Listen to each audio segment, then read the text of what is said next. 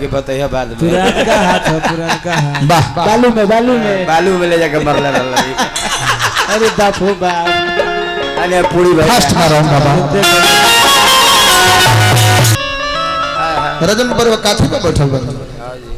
कुर्सी पर ठीक बैठल हम जने खोभारी पे बैठल बनी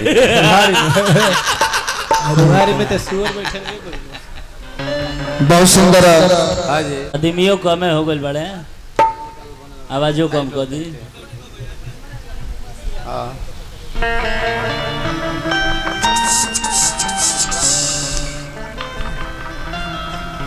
चलिए हम राम नरेश चाचा मास्टर साहब के धन्यवाद दे खातिर दे हां जी कि कितना रौरा सजा के महफिल बनौले रहनी महफिल रौवा जो गौले बनावा तनी महफिल का था हां जी सच बात बा एगो जोड़ी ऐसने हो हां जी कि हमन के गीते संगीत से लोग जानेला हां बाकी कबो कबो इनकर माथा काम ना करला हां जी इनका ये आज तक ना बुझाइल कि कौन बात कहवा कहे के बा बस इतने कमी है इनका में और को ना गीत संगीत तो बहुत बढ़िया बहुत अच्छा किया हमन के गीते संगीत से लोग जानेला अब यहाँ के कहतनी कि ई कहाँ लिखल बा कि हनुमान जी के वंदना गा के आ सरस्वती जी के ना गावल जाए ए भाई तो ई कहाँ लिखल बा कि जहाँ बेटी बहन बैठल होकस ओ जो तू छेदे वाली चुटकीला कहबो महाराज ये पानी में ना बोले तो छेदवे ना लौकी बताओ भाई महिला जे लोग भाग होइला मेरा रूम ई कहाँ लिखल बा कि जहाँ जोग भाई लोग के ओ जब तू आके कहबो कि लई हतन बर्तन ह ओ में रौरा सोचे के बा कि एमे प्रसादी धरो कि मुर्गा के टंगरी धदम ई कहाँ लिखल बा कहां लिखल भाई तनी हो देखाई तो ई हनुमान जी के प्राण प्रतिष्ठा महायज्ञ भइल बा तो हमनी के उहे कलाकार है जा कि जौना माहौल में जानी जा ओही माहौल के गीत संगीत गाइब जा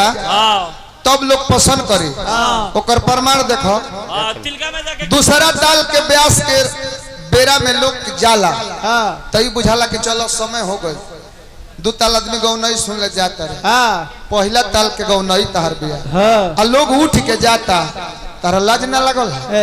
अरे तनिको नानू भैया बोले तारा चुलू भर पानी में डूब के मर जाए के चाहे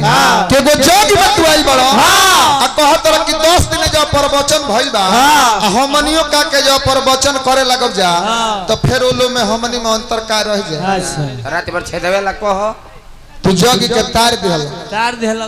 पीआईजी मास्टर साहब अबे ले बड़ और बात पर हम ध्यान देनी हरवा कोनो बात कथा प्रसंग के काहे ना कहने काहे कसी के ओमे जाने ना रहला ये सरवल्ला दरिये पर जोर देनी है कि बहुत सुंदर हलचल जी बिरह का गीत गाए हम बहुत एहन कहला मास्टर साहब होने सब बोलते हैं सर जी स्कूल विद्यालय से इंजीनियर डॉक्टर मास्टर व्यास निकले ले हम गुरुजी के प्रणाम करो बाकी ना हां जी जौना विषय में जौना जलसा में जाए जाला अभ्यास के धर्म है कलाकार के धर्म है ओकर अनुसार गीत संगीत गावे अभी ना कि 10 दिन प्रवचन भइल बा आ तू आके जब लगो छेदवाली चुटकीला कह बेटी बहन मुंह ढक के घरे चल जा महाराज राम राम राम छी छी छी ऐसा ना लोग ई कहे न खेले बाकी शैतान होला जौना चीज के चैता गावे जाला वही चीज के चैतियो गावे जाला तबे निक लागे कितना बार लगल ह तू राम जी के चैत गौल ह अल्लाहदारी गावे लगल ह चैत के सटत रहल ह चौथी गावे लगल है मार देते हैं अब तू गइल बड़ा कहू के जन्मदिन में विचार करी ह आ तू जाके दशरथ मरण गावे लगा बताब ई कैसे तो लोग तारा के चप्पल जूता न स्वागत करी हां पहले ई कैसे आदमी पूजा करत में मंदिर में हक दिए राम राम राम छी छी अरे राम मतलब गीत संगीत में इनका दिक्कत ना हो बस उतने हो इनका बोले ना लगी कहवा का बोले को मार देते नहीं अरे ई तो खत्म पैसा दे का दी दीदी आई वाह वाह वाह चल एक हाली महाराज पीआईजी पिग माने सुअर तो भारी वाला सनु सिंह जी हमरा के पुरस्कार दिले बनी हार्दिक अभिनंदन बा हमनी के धर्म ने खिटे जब 10 दिन प्रवचन भइल बताया के हमनी के भ्रष्ट रह जनाना अरे बाप हो बाप गला में माला मिलता सम्मानित हो तनी जा व्यास के नाम पर पूजा तनी जा अइह व्यास के काहे पूरी बाकी ठीक बा जे हमर निमन श्रोता बैठस गार्जियन बैठस जब हमनी के ढेर कटाक्ष ना करे के चाही और गीत संगीत के प्रमाण रहुआ आगे बा बहुत निमन गीत संगीत गावत तनी सब कुर्सी रो तरी सब होने बाबा